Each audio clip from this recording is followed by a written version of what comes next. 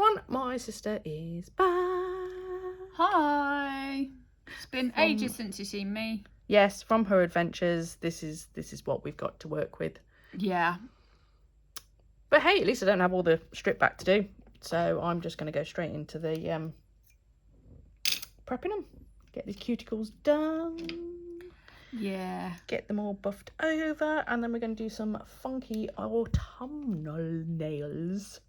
We are, indeed. And we are going to use Feather and Tinkerbell from Moira.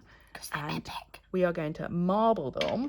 Yay! With a little bit of this glitter. Now, it is the wrong kind of green, but because it shifts... It's cool. It's really cool. I like that glitter. And we think it will work really, really well. Yep. And I can't decide, are we going to do like a full nail in the glitter, or are we just putting a little bit of glitter and doing them all marbles? I don't know. You can think about that. I shall. Yeah, so I've been off on adventures, so, but, yeah, I was going to get my nails done just before we went off on adventures, and then, we had the dreaded case of the sea that went round the office. Round the office, and I was like, I'm not risking that before I go off on adventures, so, I just put some gel polish on and I chopped them It was a very off. awesome design by your husband. Yes, indeed. That even got complimented, didn't it? It did. So there are random photos of my nails out there. More random than the normal, you mean? Yeah. Internationally random. Yeah, and but I had to chop them all short because my natural nails are so weak from years and years of biting them that I couldn't keep the length. So it's very weird. I've got very short nails, and I was very confused for the first week because my fingers felt strange. Yeah, because you don't actually feel the tips of your fingers. Yeah. I don't normally do anything with the tips of my fingers, and then the tips of my fingers were very there. It was very confusing. So yeah, but adventures were good, so that's okay. She couldn't even be asked to take a polish off. I completely didn't think about it because normally I come to you and I've got acrylic on there, so it didn't even enter my head as being a thing that I needed to do. That I'm like, I'm going to see Shona and there's bits still on my nails. That's totally normal. It just didn't occur to me. Do you know what though? You haven't got any shit underneath your nails. I don't know. No, there is that. No grouting. No. It was my turn the other week. Yeah? When I did a load of grouting in the bathroom and then I did my nails and went, hey, oh, I've got all the crap under my nails this time. Yeah. My turn. Yeah, before we start the next wave in the house. So. Yeah, we've actually got some nice weather at that point. I need to find my children. I'm really hoping to get my garden done because as you can tell, the bushes have absolutely overtaken everywhere, and it all needs a really good cut back, and I'm just going to get the shears at everything. Just go for it. Yep. Yeah, Jim's got a run tomorrow, so he's got a race, so Ooh. that'll be us tomorrow. So not a local one though, so where you just kind of fall out of bed, which is quite nice. I won't know. I get woken up at stupid o'clock every morning. You do, but you are a morning person. I am, but I still don't like being woken up at 6:30 on a Saturday morning. No, I can sympathise with that. I do not enjoy that. Especially as I was up, or got woken up, should I say, at 11 o'clock last night because Alex had peed everywhere again. Oh. Did we want to announce that to YouTube? I don't know. Yeah. It's not one, it's the other. I mean, they pick one of the males in my house that can't aim. They have the ability, not necessarily, The desire. Yeah. Yeah, you are vastly outnumbered, which doesn't help. No. It would be fine if they actually just put the seat up It gives them a bigger hole to aim at. Yeah, and it means I don't have to sit in it, which is generally how I find out. Oh, grim. Yeah, because it was 11 o'clock at night, you know. Yeah.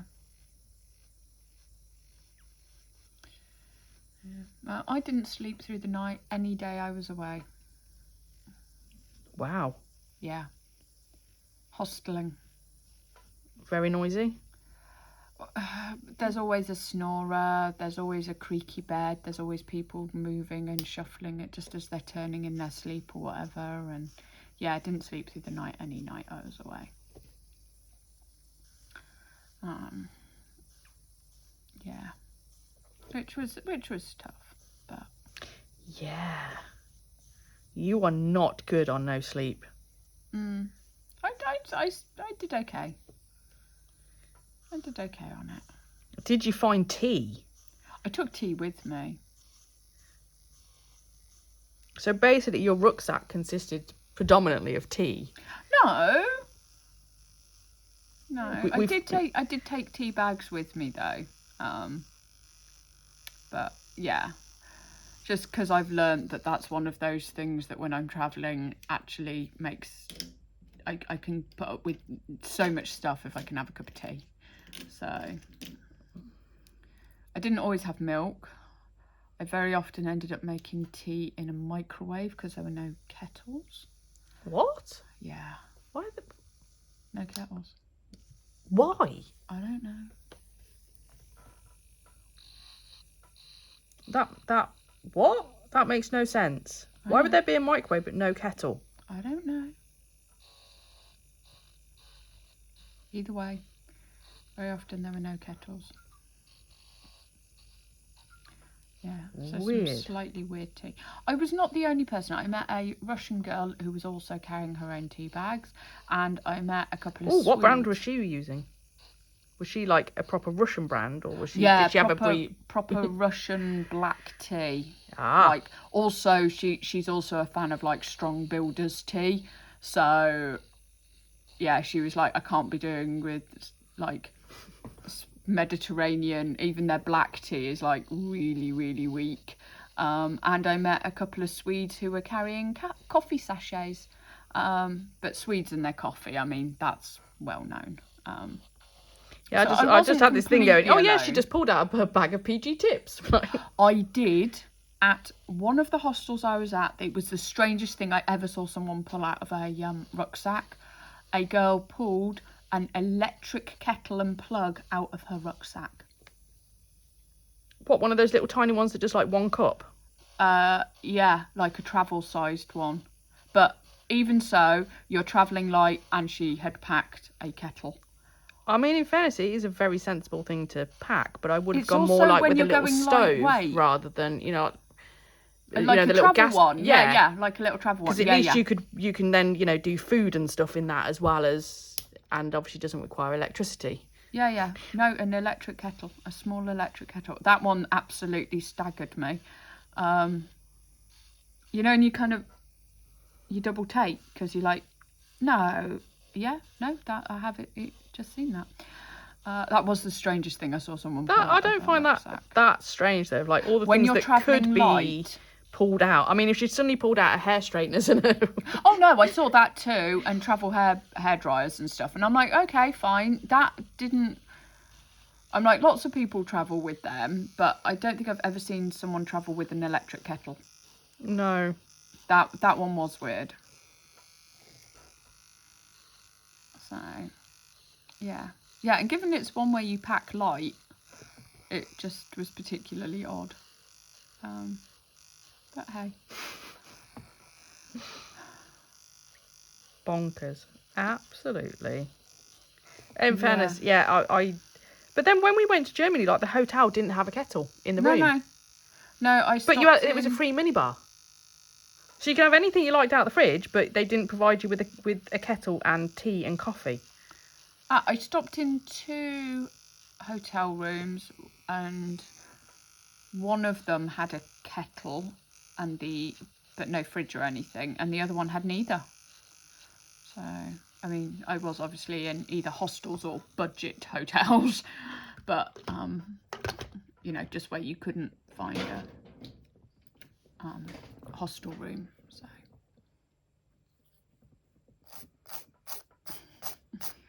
yeah, good luck trying to even these up. They're all over the place. Oh, yeah. It is what it is. Yeah. We just go with it. Ping! Your toaster is done. Microwave. Brain? Maybe. Sounds to me like, you know, like when they used to do the electric bulb on cartoons? Yeah. It's that Like sound. you've had an idea. Yeah. Ah. Oh. See, it is. 2 ideas in under a minute. What? What?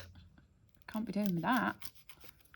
See, you. Oh, That's my what you're gonna. ideas. That's what you're gonna envisage now. Yeah, yeah. Little light bulbs. But it is. I swear, it's exactly the same sound. That just sounds like your tummy just gurgled.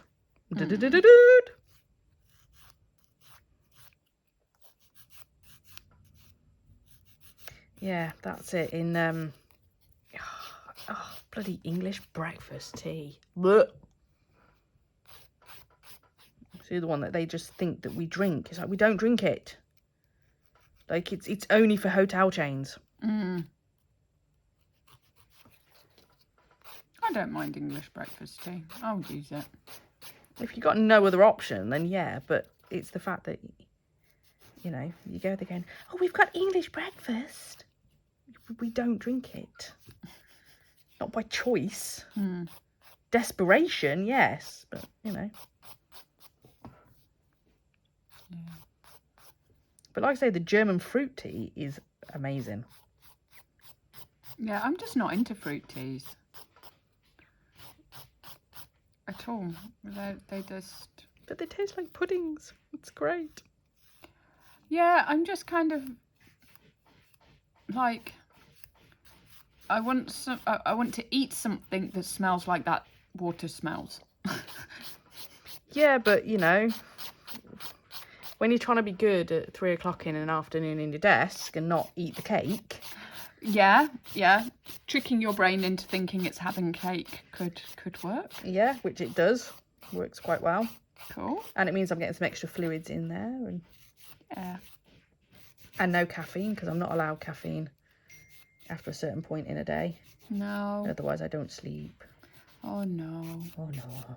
Yeah, I can't have caffeine after 8 at night. Might as well, like, 2 o'clock in the afternoon. Yeah. Yeah, but to be fair, you do go to bed a lot earlier than I do. Yes. Well, not at the moment. It's been like 11 o'clock for me. Yeah. Yeah, that was weird while I was away. I was like, you get onto hostel time, which is lights out at between 9 and 10 at night, and people start moving around at 6 o'clock in the morning. That's like the earliest it's acceptable. And by 8 o'clock, everybody's gone. Like you're on the road by 8 o'clock in the morning. So normally, unless the hostel does breakfast, which some of them did, and then it might be a bit later. But I was going to say, was there a set time you all had to be? It varied hostel by hostel, but always between 8 and 9. So even if you're having breakfast, it'd be 9. So you had to get to the next stop within a certain time scale. It was all... Well, yes and no. If you wanted to use the municipal albergues, which are the pilgrim-only ones... I was going to say, you need to explain that. Yeah. Then they opened between 1 and 2 normally. But I used them a couple of times, but mostly I went in private albergues, which you could book in advance. So I'd book kind of 24 hours or so in advance, and then I'd have until about 6 o'clock in the evening to get to them. So just give a bit more flexibility. Yeah, and if I had a longer day, and also the private ones tended to be just nicer.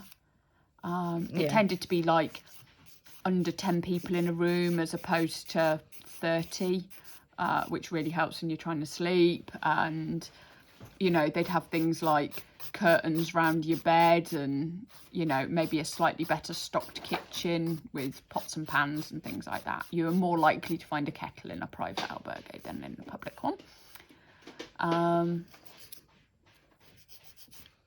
Yeah, so I tended to do that, and then so there were a couple of points. Hi, Jim. Ah. Yeah, there were a couple of points when I was in hotels. One was because of a mate had booked a hotel room, like someone I'd met along the way, and they'd gotten a double just for themselves. And then they were like, oh, do you want to share it? So we went halves, and it cost about the same amount as a private albergue, to be fair. But nicer, because at least you have a shower and... Yeah, just like a shower in a room and bedding provided and towels and stuff like that. You realise now, if you now decline to share a hotel room with me, I'm going to be seriously offended that you'd quite happily share a room with 30 people, random strangers, but you won't share one with your sister. Yeah, of course I'm going to share a hotel room with you. No. Yeah. Oh, sorry. We just can't share a tent with each other. That's. I struggle to share a tent with anyone. Thankfully, I don't do camping anymore. Yeah, I didn't actually say. I did the Camino de Santiago, which is a series of, there's like 8 major routes, and I took into Santiago de Compostela, following the Way of St James. It's like a 1,000-year-old pilgrimage. Why did they call you Salam? They didn't. It's on your thingy you sent me. Your name is Salam. Oh, that's because when you get your thing at the end, it's your Latin name. So on your certificate at the end to say you've completed it, it's your Latin name. So it's Sula. How does it know that that's your Latin name, though? I don't know. Did they Google it? Endings are different. I was quite surprised, actually, it wasn't the same, because there is a goddess called Sula. There is a Roman goddess called Sula. I'm so special. Yeah, so I thought it would actually be the same, but it wasn't. Anyway, so I went from Porto in Portugal to Santiago de Compostela in northern Spain, taking the coastal route and the spiritual variation. For those of you who have done Caminos or are thinking about doing Caminos, that is the route I did. And it was Doing. physically tiring at points. It was mentally tiring at points. But overall, it was freaking amazeballs. I met some great people. I saw some great things. I ate some great food. I did appreciate the food pictures you sent me. Yeah, I didn't eat a lot. It was I wasn't hungry most of the time I was there. I was drinking loads, but I wasn't. Yeah, that's how hungry. you've ended up coming back as skinny as a rake. I'm still not. I'm still overweight, but I'm less overweight than I was. What? Yeah, I'm really short. What I need. No, to if not you be lost overweight. any more, you would honestly be a skeleton. No, love. Not even close. No, do not lose any more, please. Oh, I'm totally going to attempt to lose more. I'd quite like to get down to a proper healthy weight, please. Because the weight I put on during COVID did not shift, and now it has, or has started to. So, but yeah, that wasn't deliberate. I wasn't deliberately trying to lose weight. I just wasn't hungry at all. So I ate when I was hungry, and I ate whatever I fancied whenever I was hungry, and that was that. Put your Ultra Bond on. Yeah, so I didn't end up eating as much. I didn't end up trying as much different foods as I'd hoped to, but I still tried different things, and it was cool. Yeah, and you sent me pictures. Yeah, and I don't think I ever sent you a picture of the Spanish tortillas, which are just the bomb. They're like onion and potato and eggs, and they're gooey and crispy, and they're Not sure I want gooey eggs. No, the eggs are cooked, but it's almost kind of like hot quiche thing. They're just really, really good. I love them, and all the random things that they put on tostadas made me happy, and the great salads and all the seafood. So much shellfish and sardines, like Oh my God, you're so shellfish. fresh sardines. Fresh sardines. Caught that morning. Oh, epic. So yeah, I did have some good food. Have you decided what we're doing with your nails, by the way? Oh, sorry, I completely forgot I was thinking about that. I was supposed to be thinking about that, wasn't I? Shall we glitter Pinky and Thumb and marble the other three? Can do. Yeah, let's go with that.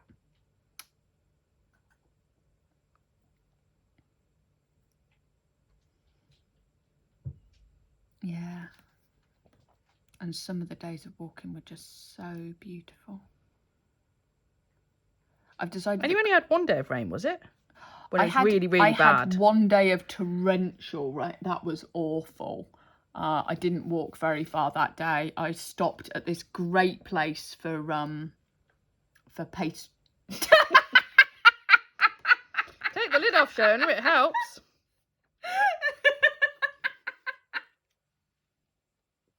I'm so special.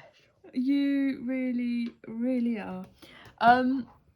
Yeah, one day of torrential rain, but I hadn't yet booked my albergue, and I stopped somewhere, this most amazing pastry shop for breakfast. I had this coffee and this like apricot and almond filled croissant thing for breakfast. Oh, it was epic. And it was still absolutely mullering it down, and I was like, right. I kind of had an idea of where I wanted to get to, and then I just went, no, this is in for the day. And someone had recommended an albergue that I wasn't planning on going to because it was a bit too close. And then I was like, you know what, I'm just going to phone them up and see if they've got any space available. I phoned them up and they were like, yeah, we've got space available. I was like, brilliant. So yeah, I didn't walk very far and stopped in a great albergue, so that was great. So, but yeah, it was, yeah, I had a couple of other days where it drizzled, but not, nothing, typical English weather, not. I was going to say, we're English, we can cope with that. Yeah. That's like every day, isn't it? That was the torrential rain. Every pilgrim I met afterwards was like, where were you on that day? How did you cope through it? Because no one's waterproof survived that day. Like, I didn't meet a single person whose waterproofs didn't die. Yeah, it was quite something.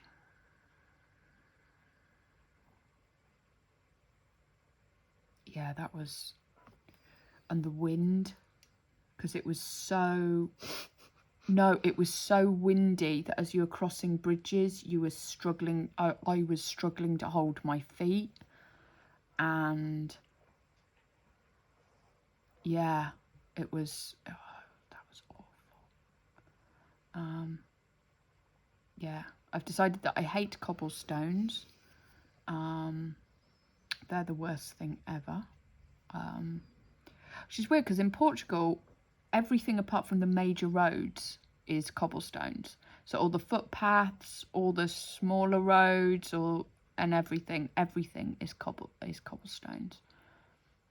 And then you cross over into the Spanish border, and then it's tarmac just about everywhere. It's Yay. Just one of those weird differences between the countries. So same as Portugal had all of the beautiful tiled buildings. Oh, they were gorgeous. Just, it had this combination of tiles and render and stone and everything in Portugal, and you'd have buildings which had like 3 or 4 different kind of tiles for different areas that all work together on the outside of the building, and so, oh, it's beautiful. You sent me like this. It was like the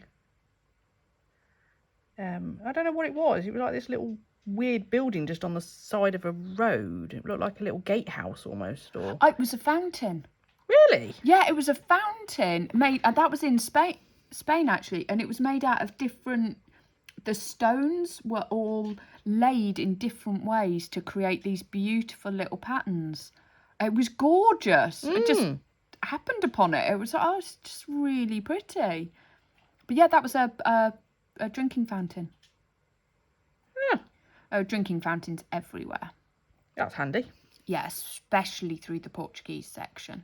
Like, the Portuguese government has obviously spent a lot of money in the last 15 to 20 years really improving their coastal routes, so that it had boardwalks, so that the sand dunes were protected. It had information boards up all over the place of what kind of plants and animal and birds and stuff there'd be, which was in combination of languages. Then they had these like little promenade bits where there were like cafes and little shops and stuff. There were public toilets everywhere, and fountains and showers for all the people who've been on the beach, and that section through Portugal up to Caminar and the River Minho was really, there'd been a lot of investment in that, and it was beautiful to walk along and to get that sense of the place and to have that bits of information and stuff as well. So yeah. Then I crossed over into Spain at Caminar, so I went on a speedboat, which was really cool. Then I went up Mount Tecla, which was one of the highlights of the trip. That was brilliant. But that section from Garda on the Spanish side up to Vigo was deathly dull.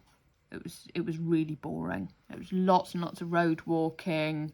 It was, just not great. So I actually wish I'd switched over to the coast, to the central route at that point, because for me that wasn't great. And I met someone else. The reason why I decided to, because I was still undecided about my route, was on my first day I met a woman and her daughter who were just finishing. They were flying back out from Porto that day, and they loved that section. That was their favourite section. So that's why I decided to do that. But actually, I wish I'd taken the central route there and seen some more of the historic towns that were in the centre. So,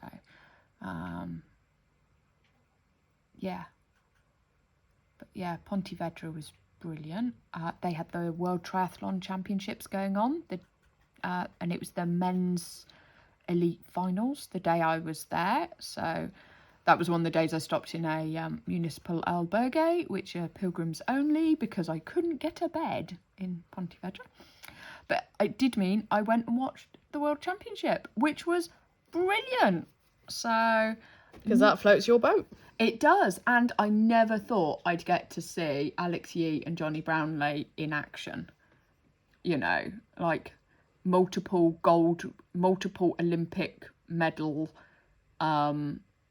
triathletes for our country. They're both Brits, and they've both just medalled at everything over the past decade, and I never thought I'd get to see them. They're like our superstars of triathlon, and I never thought I'd get to see them race live, especially not Johnny Brownlee, because he's not at the end of his career, but he's had a lot of surgery and he's not racing at the same level that he was, 5-6 years ago. So I didn't think I'd get to see him race, just because he's doing very few races now. But I got to see both of them, which was cracking through these. Just Pontevedra was just gorgeous. And then I took on the spiritual variation after that, which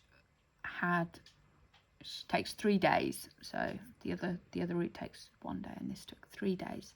It's a slightly longer route, but you climb the highest point that you do along that route along the way, which was 450 meters or 1,500 foot, for whichever direction you work in. So not hugely tall, but you do go from sea level up to it, and it's steep to get up there.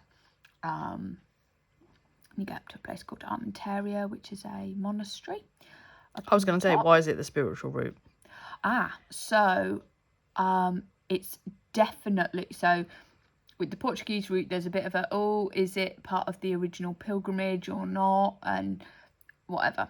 Anyway, that bit from Pontevedra through to Padron is absolutely. And every mile or so along the way, there's these crosses from about, I think the oldest one's 800 or 900 AD.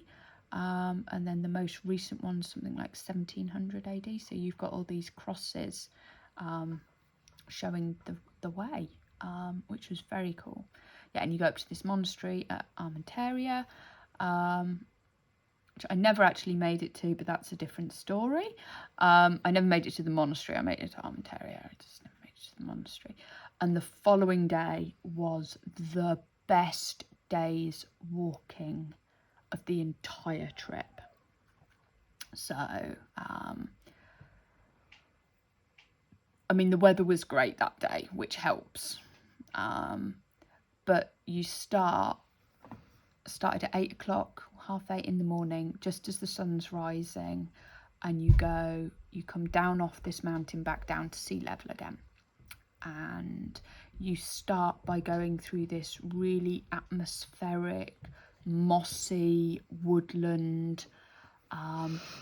It's that section's called the Way of Stone and Water, and it's been used for like milling, clothes cleaning. You know, it's got all these old stone structures where that section with the river flowing through has been used for clearly centuries.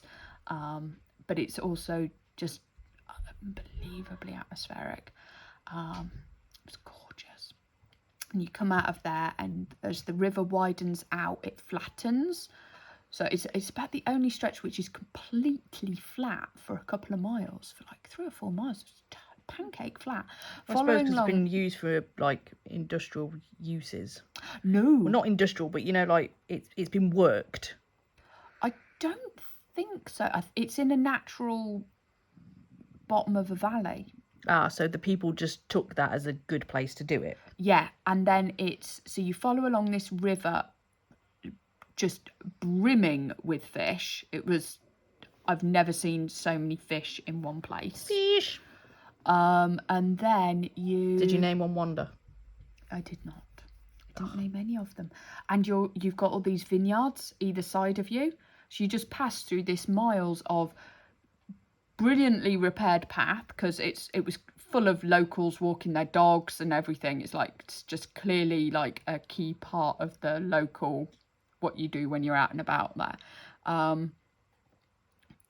Beautiful fishing river surrounded by vineyards. It was gorgeous. And you go up over this little rise with the eucalyptus forest through, and then you can just see the sea in the distance, and slowly you get closer and closer, but you're going through this forest, but really different to the forest you had before. So this is, far more open. Sounds like something out of like Narnia or something. Yeah. On this day's walking was astonishing. And then all of a sudden, you come to the estuary at Villanova di Arosa, and all of a sudden the sea opens out in front of you, and you've got clear water, blue sky. You've got hills in the distance. You've got beautiful sandy beaches. Oh man, that was just the best day's walking. And then got there. I'd booked this hotel room that night, so I only was sleeping with one other person, which was amazing. A gang of us who'd kind of met up and gotten friends. We all went to the beach in the evening and went swimming in the sea and went out for a meal together and just had the best day. And then you get the boat into Padron, which is gorgeous. Padron into Santiago's dull as dishwater, but the boat ride was brilliant as well. So yeah, the spiritual variation was great. Mount Tekla was great. And yeah, the Portuguese section was just beautiful. But that's the mountain you took a video at the top of, didn't you? Yes, which Mount I Tekla. laughed my tits off. My video at the top of Mount Tekla. Yeah, your narrative of this one. You suddenly went into like your receptionist voice as you were describing it to me. And here we have these things, and look, we are up in the clouds. Well, it was a floaty place. It was It was a floaty place. It tickled me greatly. Yeah, but watching the sunrise, watching the sunset over those ruins that night, and then the following morning, because that was the one night I had a hotel room to myself, because I had it at the top of the mountain, and yeah, then that following morning, obviously I was in a hotel, so I didn't have an early checkout time, and I just sat with cup of tea after cup of tea, watching the sunrise over the Minho, over the mountains. It was beautiful. It really, and then it was really foggy. You could see all the river fog. So then, as I was descending through the mountain, that I'd gone up in blazing sunshine the night before, I went down in mist, thick fog. So like all those ruins that I showed you pictures of, they were like looming out of the mist. It was really weird. Yeah, I've got to go back to Santiago, defo, because it was so weird. Like people had said that this happened, but you know, like people say an awful lot of things about, oh, you make friends for life, and oh, this thing happens, and oh, this thing, and everyone's walking their own walk. They're having their own journey. I kind of was like, yeah, whatever.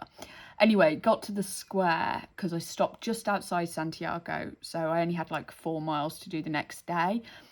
Got into the square at about 10 o'clock-ish in the morning because we'd stopped for breakfast as well. And just spent the whole day bumping into people that I'd met along my walk. And that all the people around me were doing the same, and just at the finish line in front of this astonishingly beautiful cathedral, you just bumped into all these people who've been on the journey with you.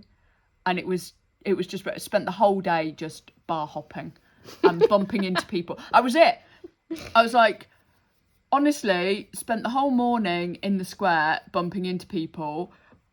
Then I could check into the albergue, drop my bags, got changed, went back out again, bar hopping until like 11:30 at night, just bumping into people, just absolutely brilliant. And then the following day, I was setting off for Barcelona, so I have not actually I've seen briefly the cathedral and the inside of the cathedral.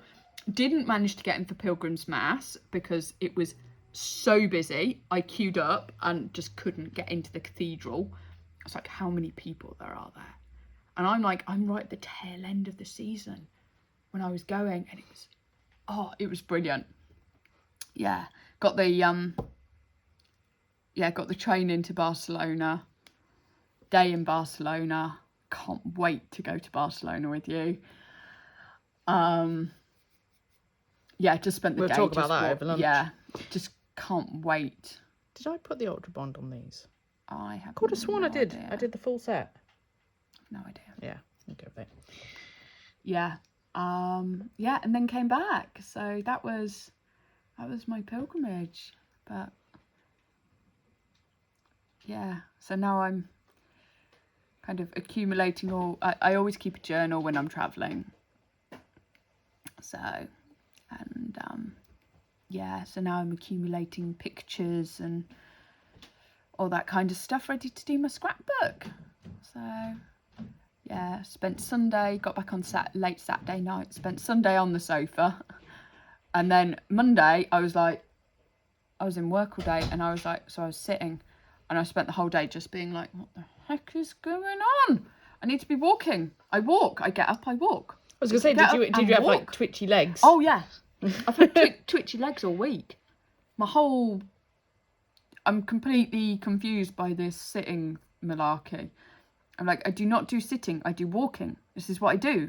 That final day in Santiago, I was the same. I was like, I could go out for a run. I'm like, because I'd only done a few miles in the morning. I was very confused. Yeah, Tuesday evening, I was like, no, I'm going out for a walk. I can't actually, I can't do this. I've been sat for 2 days. I can't function like this. Yeah. But it was nice to have my own bed. I just slept. Yeah, after 18 days of not sleeping through the night. It still took me a couple of days to actually get to sleeping through the night, but yeah, oh, it's so nice to be back in my own bed.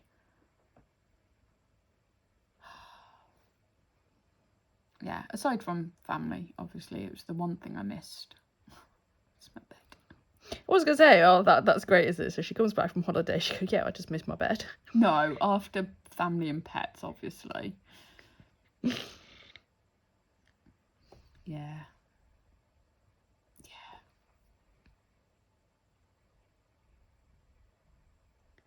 And there you have it. So, right, I'm just going to do exactly the same onto this hand that I've just done on the other hand. So now you've finished doing your narrative, I will switch them off for a little bit. Yeah. And we'll come back for the final bits. Woohoo! Whilst he does that. Kind of this colour. Sorry, my ankle just clicked. Brown. It does look better. Yeah, I've got my new trainers.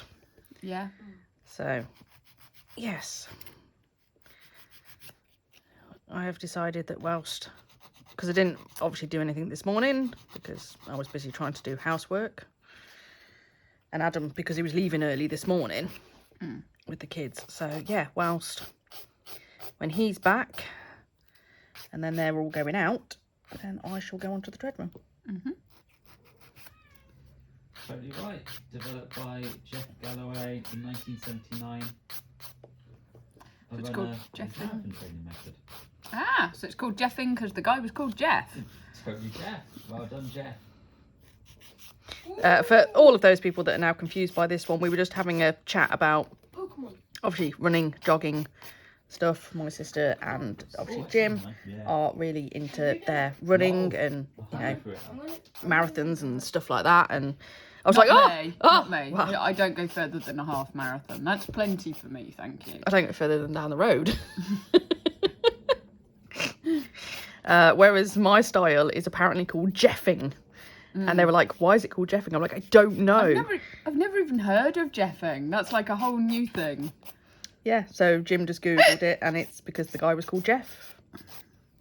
So He was a marathon runner and that was his style. And it was, yeah, so it's called Jeffing. So, yeah, that's what I do. Because I basically do a walk, then I kind of jog for like a minute.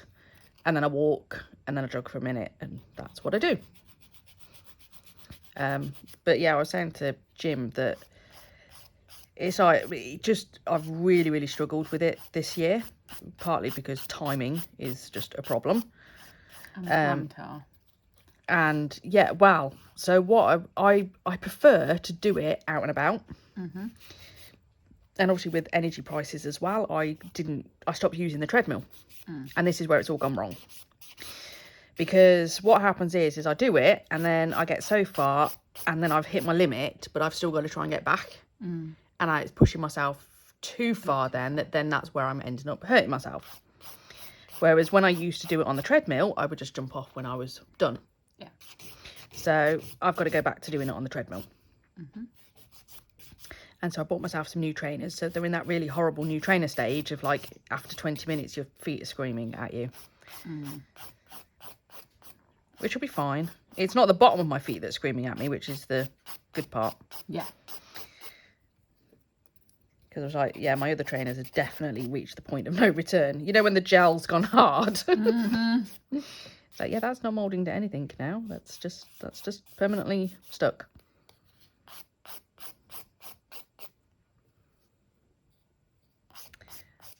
So, yes, that's what I shall do later. And Jim and I have already done parkrun today, so we will sit and watch the F1 later. Woo! Yeah, and tomorrow will be spin bike and weights. Jim's got a race tomorrow. I'm not doing anything tomorrow. But I have had a swim of 2 walks and 3 karate sessions this week and then a run today. So I'm kind of like, yeah, rest day Sunday. Yeah, that makes sense. Well, I just don't get a walk at work anymore. Because No. it was just so busy. I barely get to eat. Yeah. Which obviously also doesn't help matters. Because actually, for me, I need to eat more, not eat less. Yeah. Because first of all, I had an account called Pop 2. Because we know my body likes to store. My little Yes. account, but then it kicked me off and then it started Did he? building my big account, which is this one. Did you just go under my Yes. feet? Yeah, she has. Yeah. She's not allowed under here. You need 10 people to be able to do Diddy? a good clam wall. You're not allowed over here. But you can do a 5-person clam wall. Kitty.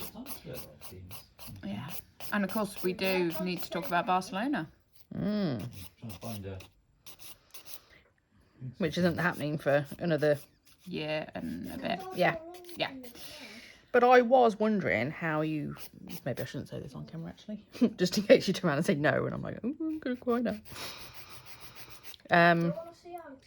Of how you felt if it was just the two of us. Yeah, that's fine. And we did like a week away Yeah, exploring. yeah.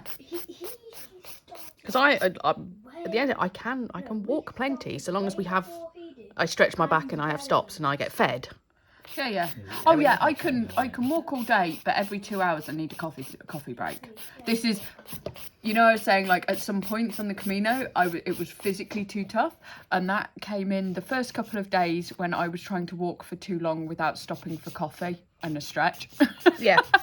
And now I'm like, no, every 2 hours I just need to stop for 15 minutes, have a coffee, have a wee, fill up my water bottle, and then I can go again for another couple of hours and I'm good. Yeah, because there's lots of sightseeing to do. Yeah, and the beaches. You're not a beach person though. I'm not, but I don't mind a day on a beach. I'm just like, I can't do a beach holiday.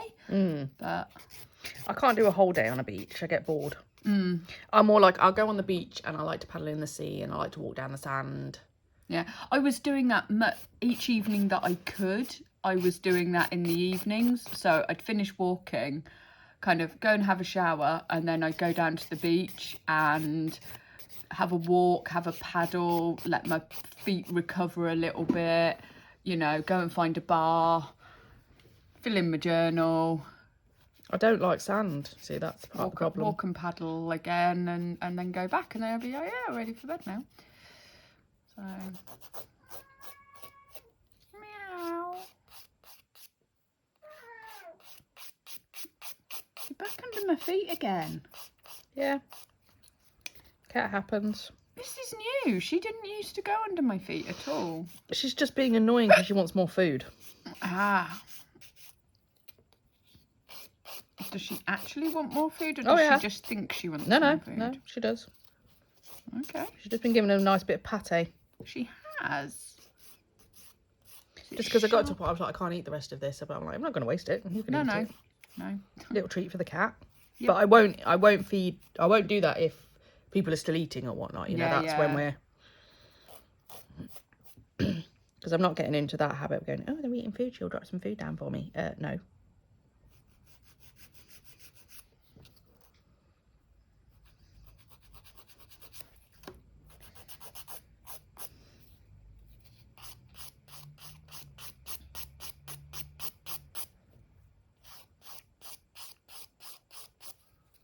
See how easy this was when you behave yourself. And I don't have to spend an hour just trying to fix the mess before we can even start. There is always that.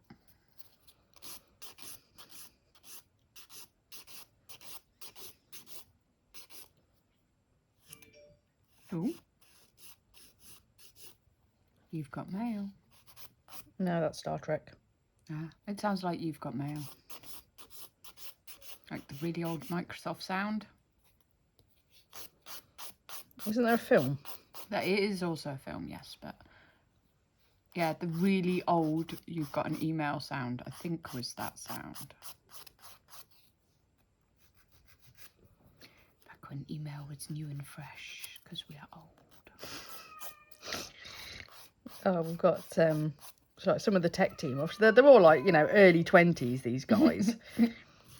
And he's just sitting there just going, this is taking forever. It's been like 20 seconds. I'm like, imagine what it's like with dial-up, dude. And he's like, you what? And I had to explain what dial-up was. We had to do that with Eleanor. And I did the little, you know.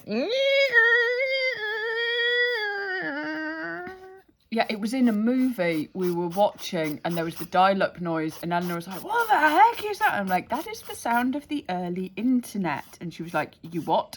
And we had to explain. Yeah, they were deeply worried by my rendition of it, which really is bad. So I had to Google. It's an awful sound. And play the sound of dial-up to them. Wait, you know you've done 27 against this file. I'll just stop now. Was it MySpace, wasn't it? Yeah. Is that the first one? MySpace That was and the Hotmail. first one. Yeah. I've still got a Hotmail account. I've still got a Hotmail account. Thing is, you can tell the age of a person by what their email address is. Yeah, at least I've never subscribed to the AOL nonsense. Never ever had an AOL account. No. Never had that one either. No. But even with Hotmail, it's whether you're a .com or a .co.uk. It tells you the age of your account. Yep. Alex, over here's Fun times. Yeah, I'm a .com. Yeah, I'm a .com. Yeah, we're really old. We are. Well, in terms of the, you know, email address and the internet, Yes. it was our generation really. Yeah, we grew up with those BBC computers and then all the subsequent iterations therein. I mean, we grew up with that rapidly changing tech. That, whereas our kids, it's like the tech's not changing that quickly anymore. They're not having to change and adapt to new strange every year or two, or, you know, when you got a phone upgrade, it was a very different beast each year. Yeah. It was something Because completely... it shrank each year. You know, we went from... My Motorola was at least that big. Yeah. And the amount of, like, all of a sudden you had, like, a couple of pixels of colour or just being able to, you had to program your ringtone. Do you remember you had to press the buttons and actually code your own ringtone? Yep. I remember when I upgraded to my Nokia 3310 and I got Snake. Yeah. Like the only game that was ever on a phone was Snake. Yep.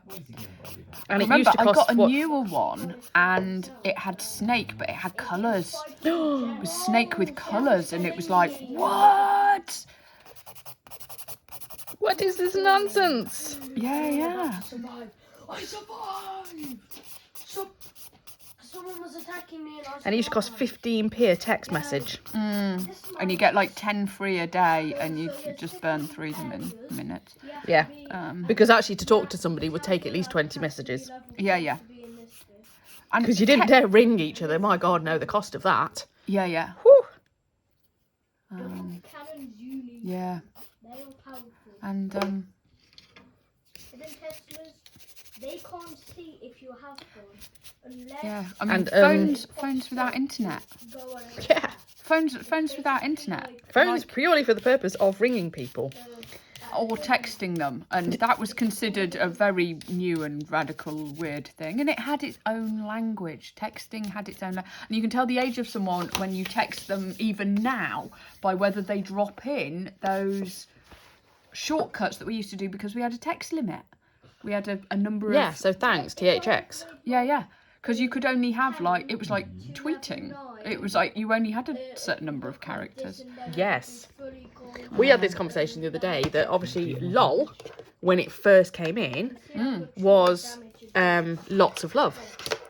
Not laughing out loud. And, you know, the mistakes people have now made because they put LOL when it's actually inappropriate to have put LOL because they've got it confused between laughing out loud and lots of love. Yeah. The moment of truth. No, that's totally not what I said. Nope. Oliver, where did you get that from? He got it from a chicken. That's A what I'm rooster, taking from that. actually. Sorry. What the hell? Chickens don't cock-a-doodle-doo. They do not. Only roosters do that. But why do they do it all day instead of just in the morning? Did you know that, ginger cats, only 1 in 5 are female? Yep. It's less than that. Yeah, because I had this argument, and we had Grommet. I had this argument that Grommet was a girl. Girls can't be ginger. Girls are tabbies. They code tabby, not ginger. And I'm like, no, she's a female ginger cat. And they're like, they don't exist. And I'm like, they do, they're just rare. And yeah, I can remember having that argument with someone about it. Like, you don't get tabby males and you don't get ginger females. It's like you do, they're just really unusual. Wait, hang on a minute. Grommet was female? Grommet was female, yeah. I thought Grommet was male. No. Who's Grommet? A cat we used to have. I think, and she was called Grommet because I'm guessing they assumed she was male. But again, because most gingers are. Yeah. Ginger cats. But yeah, tabbies are almost always female and not male. Ah. It's the same bit of weird genetics. Yeah, I did know that. And it's purely because we used to have a female ginger cat. And that is almost... Who I did not know was female. No. Playing it for like a month. Which would probably explain why I didn't assume she was female. He has got level Yeah, because 10. most of the time when you see a ginger, it is a tom. I know. It's good.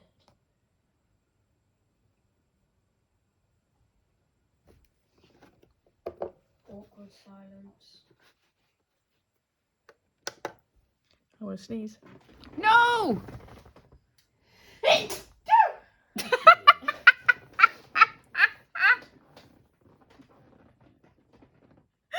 kind of a sneeze was that?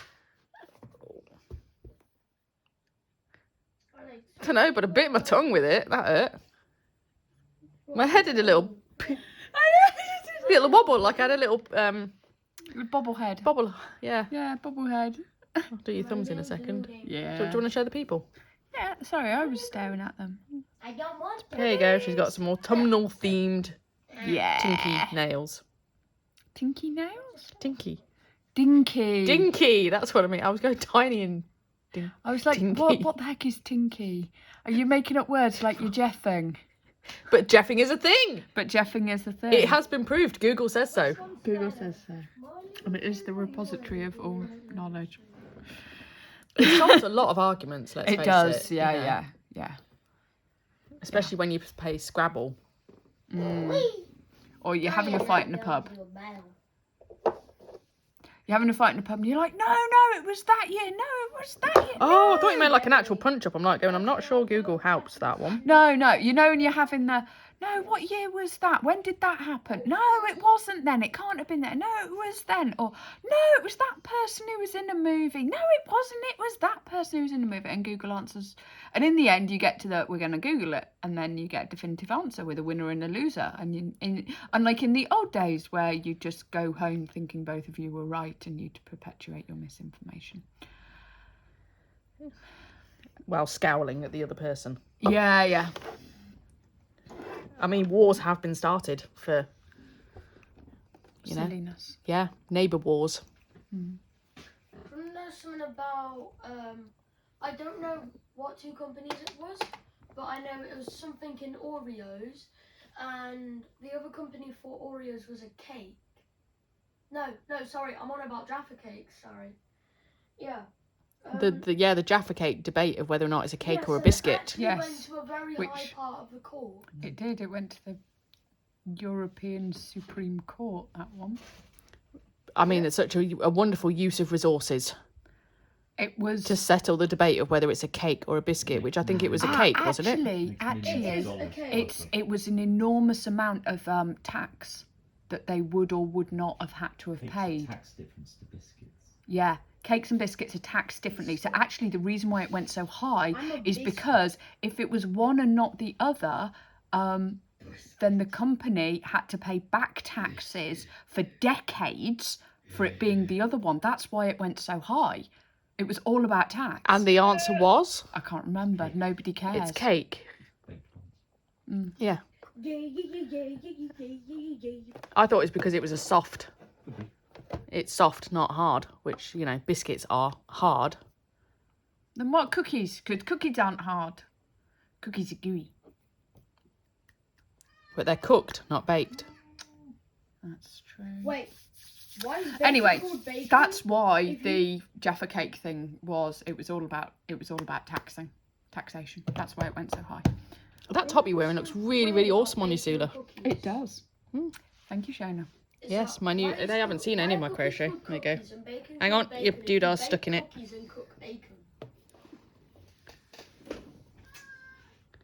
There you go. That's my sister's poncho. It's a summer poncho. Yeah. There's all kinds of funky colours It of wacky wonder. Yes. And you need meat. Which, like I say, it was kind of, because it's kind of more reds and stuff in there, it's like going, so when I first did it, was like going, I'm not sure if these are the right colours for Sula, and they needed to be more kind of like the bluey and purplies and whatnot. But then, like, as you were sat there with that top on and everything else, I was like going, do you know what? Yep. I'm crazy art teacher, so yeah. Yeah. That's it. Yeah. Yeah. Never forgive Fleur that. It's lived rent free. It was an offhand comment that's lived rent free in my head for It's now going to fill my head. forever. Yes. But she's right. I do dress like an art teacher. So Bobby's got no attacks. I dread to think what she'd call my style then. I don't know. She didn't mean it as an insult, but it just lives rent free in my head. Yeah. I have no attacks left. I'm not entirely sure it was a I don't know what I'm compliment. gonna do. I don't think it was either. I think it was just a statement, but still. I wouldn't take that as an insult, though. I don't know. It depends on the art teacher, I suppose. 240 People who are very hours, however. free and liberal and put lots of different colours That's together and what's experiment with styles and designs, yeah, that is you. Yeah. Sometimes it works. Most of the time, actually, I'd say probably 95% of the time, it works. There are the occasional ones where you walk in and I go... Nope, that didn't work. No. No, mostly I can put things together. Everyone has an off day. It's more when you try and rein in that and you go for something that's a bit more what I class like me like. That's when it goes wrong because it doesn't. Bit it more doesn't. conservative, yeah. Yeah, Which makes sense because of with your job and everything, you have to be. You can't dress like an art teacher in your job. No. So yeah. No, that the problem is after years and years of being confined to grey, black, the occasional brown, and a bit of navy. We have mostly kind of suiting. Or I mean, we've moved tailoring. away from we've moved away from that a lot, which is quite nice. But it's still conservative colours. Yeah. So then when I try and let it out when I'm not in my work, it just goes wrong. Yeah, because you don't do it day in, day out. No, because I have no clue what to buy or what to wear, so I just buy random stuff, and it either works or it doesn't. With my Pat Butcher top. Yeah. It looked great in theory. It did. Until I put it, and I'm like, no. No. Just no. Anyway, on that note, we shall leave you to it. It's that is it. We are done for another sitting. Yes, indeed. We shall see you again in a few weeks, all being well. Yes. Bye.